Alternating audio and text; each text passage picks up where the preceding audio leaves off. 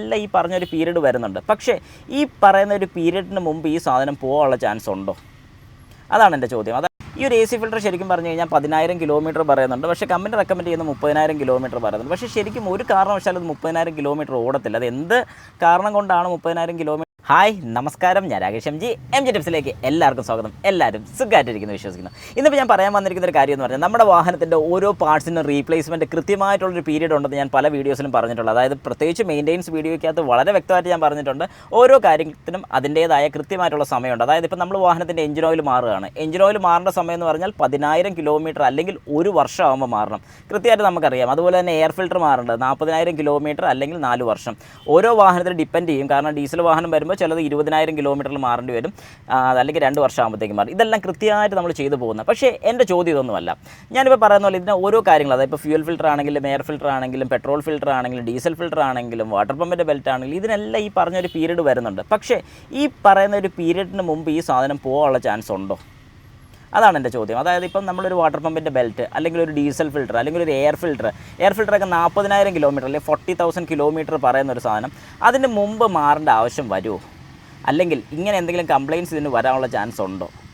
ശരിക്കും പറഞ്ഞു കഴിഞ്ഞാൽ നമ്മളത് വളരെ വ്യക്തമായിട്ട് ശ്രദ്ധിക്കണം. കാരണം നമ്മൾ ഓടിക്കുന്ന റോഡ് കണ്ടീഷൻ അനുസരിച്ചും ഇതിനൊക്കെ പ്രശ്നങ്ങൾ വരുന്നുണ്ട്. അതായത് ഇപ്പോൾ ഒരു AC ഫിൽറ്റർ ആണെങ്കിൽ തന്നെ നമ്മുടെ വാഹനത്തിൻ്റെ ക്യാബിനകത്ത് വരുന്ന നമ്മുടെ AC ഫിൽറ്റർ, ഈ ഒരു AC ഫിൽറ്റർ ശരിക്കും പറഞ്ഞു കഴിഞ്ഞാൽ 10,000 കിലോമീറ്റർ പറയുന്നുണ്ട്. പക്ഷേ കമ്പനി റെക്കമെൻഡ് ചെയ്യുന്ന 30,000 കിലോമീറ്റർ പറയുന്നുണ്ട്. പക്ഷേ ശരിക്കും ഒരു കാരണവശാലും അത് 30,000 കിലോമീറ്റർ ഓടത്തില്ല. അത് എന്ത് കാരണം കൊണ്ടാണ് 30,000 കിലോമീറ്റർ എന്ന് പറയുന്നത് എനിക്കറിയത്തില്ല. കാരണം 10,000 കിലോമീറ്റർ ആയ ഒരു AC ഫിൽറ്റർ നോക്കുമ്പോഴത്തേക്ക് നമുക്കറിയാം അതുകൊണ്ട് ഇനി ഒന്നും ചെയ്യാൻ പറ്റത്തില്ല. പിന്നെ ചിലരുണ്ട് എയർ അടിച്ച് ക്ലീൻ ചെയ്തൊക്കെ ഇടുന്നത്. പക്ഷേ നമ്മൾ അകത്ത് ശ്വസിക്കുന്ന ഒരു കാര്യമാണ്. ഞാൻ എപ്പോഴും പറയുന്നൊരു കാര്യം, 10,000 കിലോമീറ്റർ കൂടുമ്പോൾ ACയുടെ ഫിൽറ്റർ മാറിക്കണം.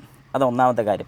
രണ്ടാമത്തെ കാര്യം, നമ്മുടെ വാഹനത്തിൻ്റെ എയർ ഫിൽറ്റർ, അതായത് എഞ്ചിനിലേക്ക് എയർ എടുക്കാൻ വേണ്ടി യൂസ് ചെയ്യുന്ന എയർ ഫിൽറ്റർ. ഈ പറയുന്ന എയർ ഫിൽറ്ററിൻ്റെ ഒരു കുഴപ്പം എന്താണെന്ന് പറഞ്ഞു കഴിഞ്ഞാൽ നമ്മൾ ഓടിക്കുന്ന കണ്ടീഷൻ അനുസരിച്ചിരിക്കും. ഇപ്പം ഞാൻ കഴിഞ്ഞ കുറച്ച് ദിവസമായിട്ട് ഞങ്ങളുടെ വീടിൻ്റെ ഫ്രണ്ടിൽ റോഡിൻ്റെയൊക്കെ പണിയായിട്ട് ഇവിടെ ഭയങ്കര പൊടിയായിരുന്നു. അപ്പോൾ ഞാൻ അങ്ങനെ ചെറിയൊരു എക്സാമ്പിൾ ഉദ്ദേശിക്കുന്നത്, ഈ റോഡിൽ കൂടെ സ്ഥിരം പോകുന്ന വാഹനമാണെങ്കിൽ അതായത് ഒരുപാട് പൊടി സ്ഥിരം അടിക്കുന്ന വാഹനമാണെങ്കിൽ ഒരു കാരണവശാലും ആ ഒരു വാഹനത്തിൻ്റെ എയർ ഫിൽറ്റർ 40,000 കിലോമീറ്റർ തികയത്തില്ല.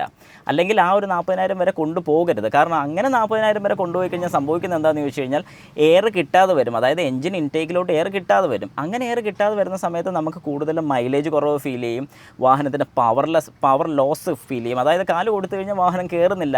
ഇതൊക്കെ നമുക്ക് ഫീൽ ചെയ്യുന്നൊരു കാര്യം. ഇതൊക്കെ ശരിക്കും നമ്മുടെ എയർ ഫിൽറ്ററുമായിട്ട് ബന്ധപ്പെട്ട് വരുന്ന കാര്യങ്ങൾ തന്നെയാണ്.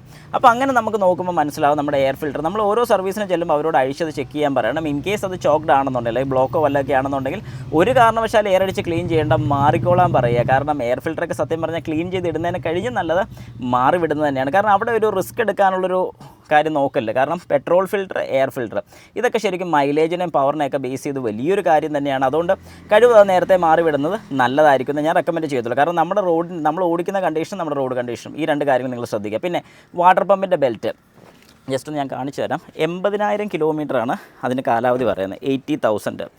ഈ കാണുന്ന വാട്ടർ പമ്പിൻ്റെ ബെൽറ്റും ACയുടെ ബെൽറ്റും. അപ്പോൾ ശരിക്കും ഇതിനെന്തെങ്കിലും കംപ്ലയിൻറ്റ് വല്ലതും ഉണ്ടോ എന്നുള്ളത് നമ്മൾ ഓരോ സർവീസിന് വരുന്ന സമയത്ത് ഇൻസ്പെക്റ്റ് ചെയ്യണം. നമ്മൾ അവരോട് മസ്റ്റായിട്ടും പറയണം, അത് ഇൻസ്പെക്റ്റ് ചെയ്ത് അതിനെന്തെങ്കിലും പ്രശ്നങ്ങളുണ്ടോ എന്നുള്ളത് വളരെ വ്യക്തമായിട്ട് നമുക്കത് അറിയണം.